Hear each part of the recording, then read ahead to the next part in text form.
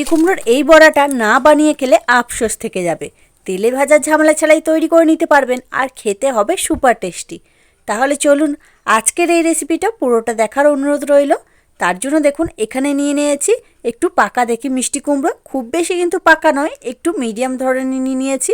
আর কুমড়োটা এখানে আমি প্রায় 500 গ্রাম মতো নিয়েছি, আপনারা বাড়িয়ে বা কমিয়ে নিতে পারেন। খুব ভালোভাবে এই কুমড়োটাকে একটু ছোট ছোট পিস করে কেটে নিচ্ছি, এতে আমার এটা বেশ ছাড়াতে সুবিধা হবে। এবার এর থেকে খোসাটাকে ছাড়িয়ে নেব। যেহেতু কুমড়োটা একটু পাকা দেখে নিয়েছি, তাই খোসাটাকে রাখলে খুব একটা বেশি ভালো লাগবে না। আপনারা চাইলে কিন্তু খোসাটা রেখে দিতে পারেন, তবে ছাড়িয়ে দিলেই ভালো হয়। তাই কুমড়োটা থেকে খোসাটাকে খুব ভালোভাবে আমি ছাড়িয়ে দিচ্ছি। এবার এই কুমড়োটাকে একটু সরু সরু করে পিস করে কেটে নেব। এই দেখুন ঠিক এইভাবে। এই কুমড়োটাকে যে কোনোভাবে কেটে নিলেই হবে, কুমড়োটাকে সিদ্ধ করে নেব, তাই যে কোনোভাবে কেটে নিলেই হবে। আমি এইভাবেই কেটে নিচ্ছি। এই দেখুন ঠিক এইভাবে একটু সরু সরু পিস করে কেটে নিচ্ছি। এবার এগুলো বাকিগুলো একইভাবে কেটে নিচ্ছি।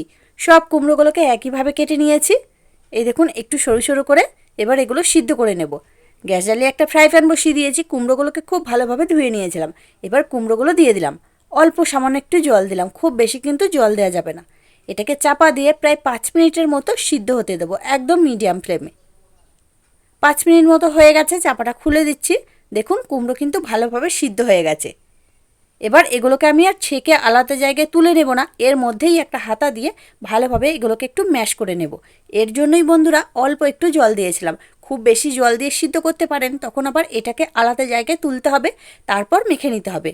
এই দেখুন আমি কিন্তু এইভাবে এটাকে গ্যাসের ফ্লেমটা একদম লোতে করে দিয়েছি, দিয়ে খুব ভালোভাবে হাতা দিয়ে দিয়ে কুমড়োটাকে মেখে নিচ্ছি, যেন এর মধ্যে একটু দলাংশ না থাকে। এবার এর মধ্যে দিয়ে দিচ্ছি বেশ কিছুটা কুচি করে রাখা পেঁয়াজ, দিচ্ছি 1 চামচের মতো গ্রেট করে রাখা আদা, আর দিচ্ছি 2টো কাঁচা লঙ্কা কুচি। এবার বেশ কিছুটা কারি পাতা দিয়ে দিচ্ছি, এটা দিলে বেশ খেতে ভালো লাগবে। আর চটপটো বানানোর জন্য দিয়ে দিচ্ছি 1 চামচ মতো চিলি ফ্লেক্স। অবশ্যই আপনারা লঙ্কাটা এখানে বুঝে ব্যবহার করবেন।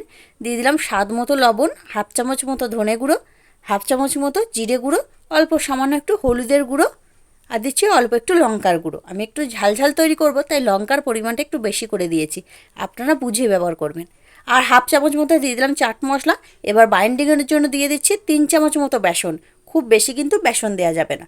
আর দিচ্ছি 2 চামচ মতো চালের গুঁড়ো। চালের গুঁড়োটা অবশ্যই দেবেন, তাহলে বেশ এর মধ্যে মচমচে ভাবটা আসবে। 2 চামচ মতো দিয়েছি, খুব একটা বেশি কিন্তু চালের গুঁড়োটাও দিইনি। আর বন্ধুরা চালের গুঁড়ো পরিবর্তে আপনারা কিন্তু একটু খাবার সোডা দিয়ে দিতে পারেন, বা অল্প একটু সুজি দিলেও কিন্তু হবে। এবার এই সময় কিন্তু গ্যাসটাকে আমি বন্ধ করে দিয়েছি। তো এগুলোকে সব কিছু একসাথে একটু ভালোভাবে মিশিয়ে নেব। দেখবেন আস্তে আস্তে কুমড়োর মধ্যে যে জল আছে সেটা দিয়েই কিন্তু এটা মাখা হয়ে যাবে। তবে পরে যদি জলের প্রয়োজন হয় তখন কিন্তু দিয়ে দিতে পারেন, প্রথমে কিন্তু একটুও জল দেওয়া যাবে না। খুব ভালো করে এটাকে আমি ভালোভাবে মিশিয়ে নেব, একটা ডোয়ের মতো তৈরি করে নেব। এই দেখুন বন্ধুরা সব কিছু একসাথে মিশিয়ে নিয়েছি, আমি কিন্তু এর মধ্যে একটু জল দিইনি। এবার এটাকে তুলে নিচ্ছি। ডোটাকে তুলে নিয়েছি, একটু কুসুম গরম অবস্থায় আছে। এবার হাতের মধ্যে একটু আমি তেল লাগিয়ে নিয়েছি। এবার এই ডোটা থেকে অল্প অল্প করে নেব, আর ছোট ছোট গোল বলের মতো তৈরি করে নেব।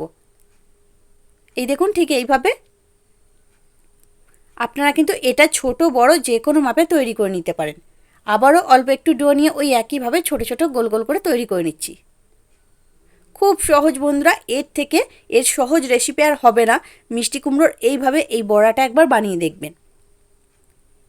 এইভাবে আমার যতগুলো হবে সবগুলো তৈরি করে নিচ্ছি, সবগুলোকে একইভাবে তৈরি করে নিয়েছি। এবার এগুলোকে ভেজে নেব। গ্যাস জ্বালিয়ে এরকম একটা ছোট আপ্যাম প্যান বসিয়ে দিয়েছি। এবার এর মধ্যে দিয়ে দিচ্ছি 1/2 চামচ করে সাদা তেল, একদম অল্প একটু করে সাদা তেল দিয়ে দিচ্ছি। তেলটাকে খুব ভালোভাবে গরম করে নিয়েছি, যে গ্যাসের ফ্লেমটা একদম লো করে দিয়েছি। এবার ওই একে একে মিষ্টি কুমড়োর বলগুলোকে দিয়ে দেব। এখানে 7টা মতো ধরবে, তাই 7টা মতো বল আমি দিয়ে দিলাম। দিয়ে এগুলোকে দেওয়ার পরে কিছুই করব না, কয়েক সেকেন্ডের মতো এইভাবেই হতে দেব। কয়েক সেকেন্ড হতে দিয়েছিলাম। এবার এগুলোকে আলতো করে উল্টে দেব। দেখুন খুব সুন্দর কিন্তু একটা হালকা কালারও চলে এসেছে। বন্ধুরা এইভাবে ভেজে দেখবেন, যারা খুব বেশি কিন্তু তেলে ভাজা খাবার খেতে চান না তারা কিন্তু এইভাবে বানিয়ে দেখতে পারেন। অল্প তেলে তৈরি হয়ে যাবে, আর খেতে তো হবে খুবই সুন্দর। দেখুন কত সুন্দরভাবে বড়াগুলো ভাজা হয়ে গেছে। একদম অল্প তেলে একটা দুর্দান্ত রেসিপি, খুব সুন্দর কিন্তু ভাজা হয়ে গেছে। এবার এগুলোকে এর থেকে বেশি আর কিন্তু আমি ভাজবো না, এগুলোকে সব তুলে নিচ্ছি। দেখুন বড়াগুলো কিন্তু সব একই মাপে তৈরি হয়ে গেছে। আবারও ওই একইভাবে সাদা তেল নিয়ে অল্প একটু করে প্যানগুলোর মধ্যে দিয়ে দেব। বন্ধুরা আপনারা চাইলে কিন্তু একটু বেশি করে তেল দিয়ে এগুলোকে ডিপ ফ্রাইও করে নিতে পারেন, তাতেও কিন্তু বেশ ভালোভাবে তৈরি হয়ে যাবে। তবে এইভাবে একবার বানিয়ে দেখবেন, সব বড়াগুলো একই মাপে তৈরি হবে আর একদম অল্প তেলে তৈরি হয়ে যাবে। খুবই সহজ রেসিপি, এগুলো একইভাবে ভেজে নিচ্ছি। এই দেখুন বন্ধুরা, এই বড়াগুলো কিন্তু একইভাবে ভেজে নিয়েছি। দেখুন এগুলো কত সুন্দরভাবে তৈরি হয়ে গেছে, একদম মচমচে। এবার এগুলোকেও কিন্তু খুব বেশি আর এর থেকে আমি ভাজবো না, এগুলোকেও সব তুলে নিচ্ছি। আর এইভাবে এই বড়াটা বানিয়ে দেখবেন, খেতে খুবই সুন্দর। বাকিগুলো একইভাবে ভেজে নিচ্ছি। তৈরি হয়ে গেল আমার মিষ্টি কুমড়ো দিয়ে ঝাল ঝাল বড়া। বন্ধুরা এইভাবে কিন্তু মিষ্টি কুমড়োর এই বড়াটা বানাতে ভুলবেন না। খুব বেশি তেল না থাকলেও তৈরি হয়ে যাবে এই সুপার টেস্টি বড়াগুলো। আর খেতে এতটাই মজার, আপনারা যাকে খাওয়াবেন সেই এর প্রেমে পড়ে যাবে। আর যারা একদমই মিষ্টি কুমড়ো পছন্দ করে না, তাদেরকে একবার এই রেসিপিটা বানিয়ে খাওয়াবেন। তারা কিন্তু ধরতেই পারবে না যে এটা মিষ্টি কুমড়ো দিয়ে তৈরি, আর আপনার কাছে বারবার রিকোয়েস্ট করবে এটাই বানিয়ে দেওয়ার জন্য। তাহলে বন্ধুরা আজকে আমার এই রেসিপিটা আপনাদের কাছে কেমন লাগলো সেটা কিন্তু অবশ্যই কমেন্টের মাধ্যমে জানিয়ে দেবেন। দেখে যদি একটু ভালো লেগে থাকে লাইক দিতে ভুলবেন না। চ্যানেলটিকে যদি এখনও সাবস্ক্রাইব করা না থাকে চ্যানেলটিকে সাবস্ক্রাইব করে নেওয়ার অনুরোধ রইল। তার সাথে পাশে থাকা বেল আইকনটি প্রেস করে দেবেন, আমি যখনই কোনো ভিডিও দেবো তার নোটিফিকেশন সবার আগে আপনার কাছে পৌঁছে যাবে। তাহলে আজকের মতো এখানেই, আবারও ফিরে আসছি অন্য কোনো দিন অন্য একটা রেসিপি নিয়ে। ততক্ষণ আপনারা ভালো থাকবেন, সুস্থ